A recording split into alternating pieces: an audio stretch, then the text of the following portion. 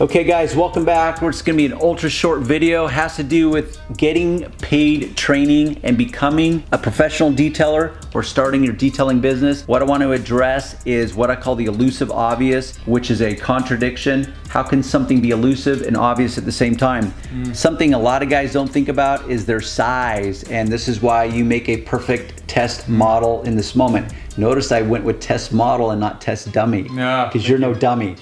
So how tall are you? 6'4". 6'4". I'm 5'10" and some change on a good day. The older I get, seems to decrease. Okay, I am average.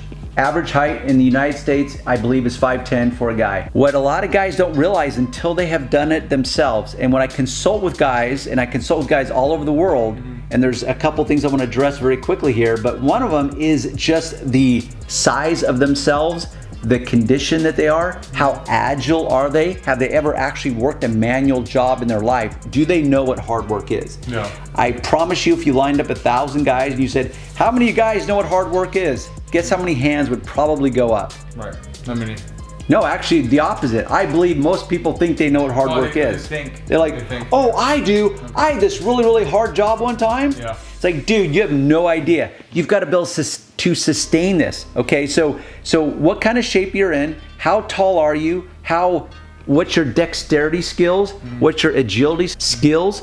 And because you have to literally become a contortionist, whether you're trying to crawl into the backseat of a coupe, the trunk, doing an engine. So there's constraints in which your body the demands will be put upon your body, and you may not be able to perform. Yeah. So that's something that to me is so obvious, and yet I don't know if I've ever heard anyone discuss it before. So when I'm consulting with guys, sometimes I have to be the bearer of bad news. It's like, okay, dude, how tall are you? How much do you weigh? What kind of condition would you say you're in? It's like, okay, right now you've got 3 checks against you. Yeah. Now you could say that, oh, I'm tall and I do it. It's like, it doesn't mean you can't do it. It just means you've got a check against you. Yeah. And by the way, it can actually work in your favor because now you can reach places that I can't. Right. I'm gonna need a little step ladder, you don't. Right. So everything's got trade-offs. Yeah. The second thing is weather conditions.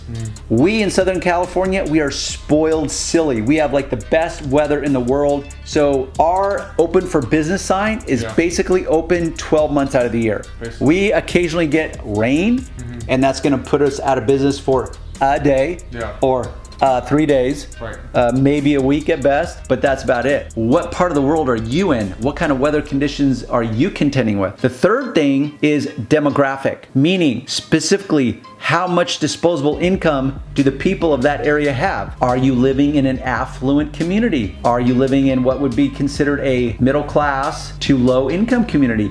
How many of those people are gonna be willing to spend money on what many would call a luxury spend? Now you could say that, oh, basic maintenance is not a luxury spend. It's like, okay, I'm pretty sure if you drove a dirty car, as long as it's mechanically sound and you have some gas in the gas tank, or petrol if you live over in the UK or wherever, I'm pretty sure you're still gonna get from point A to point B, right? Despite how dirty your car is, right? Yep. So even though your car needs to be washed, it's not really a requirement. Right. So you can kick that can down the road as far as you want. Point is you may say like, oh no, you need to really keep up in your car and spend that money to maintain it. It's like, okay, it's not really a requirement. So that's working against you. Yeah. And I'll just add a fourth caveat to that, which is local competition. How many other guys are out there bouncing around detailing cars that you've got to compete against?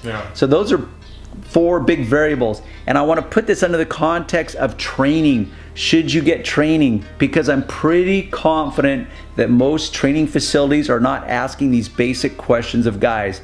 Dude, have you ever had a manual labor job? How can you perform? What kind of shape are you in? How tall are you? How short are you? Because the short is the reverse problem. Now you're gonna have to get on a ladder for virtually everything you do. Right. So it's like that Goldilocks and the 3 bears. Too hard, too soft, just right. Yeah. Okay, but with that said, is like you're a very optimistic guy. You're very determined. You have a lot of passion for this. Even though you're a tall dude at 6'4", 200 and how much? 41. 241 now? Yeah. And you started at 259? Yeah. Impressive. You can plow through that because of your determination. So it doesn't mean you can't do it. It's just that I want the guys to consider. It's like, oh, okay, how come no one is asking that question of me? How come I did not weigh that into the many factors of opening a business for myself and specifically a detailing business. Right. So I want to leave it at that. Did you want to add any other parting words? Oh yeah. Just want to make sure you guys hydrate. Oh yes, hydrate. Hydrate. Tons of water. Drink tons of water. Yeah. The drawback is that the more you drink, if you're not sweating it out, you're gonna have to pee. Yeah. So that's where, like I've taught you, I just bring a container and you just urinate in your car. I bring a container too. Yeah, it seems a little awkward, but people, they're just not paying attention that way. And also make sure you eat a breakfast. Don't skip breakfast. I have a protein shake in the morning. Yeah. So does Darren, I believe so. Not anymore. Okay. I'm constantly tweaking my diet. Okay. Well, I have a protein shake and it works. Yes. It gives me lots of energy, and make sure you eat fruit. That's what I do anyways. That's good carbohydrates. I eat a lot of bananas, especially before detail and after detail, because it helps with my muscles. Yeah, good. Trust me, afterwards you'll be in pain. I know I am. So good. That's it. Okay, so if you learned something today, leave us a comment, give us a thumbs up, subscribe to the channel by all means, and if you click the little bell next to the subscribe button, you will get an alert every time we post a new video. So preferably leave a comment. Let us know your thoughts on the subject. Have you ever thought about seeking out professional training yourself? Certification, call it whatever you want. What has your experience been? Have they ever asked you these probing questions that I think are questions that should be asked? And I'm pretty confident they're not being asked often enough. Till next time, we'll see you on the next video.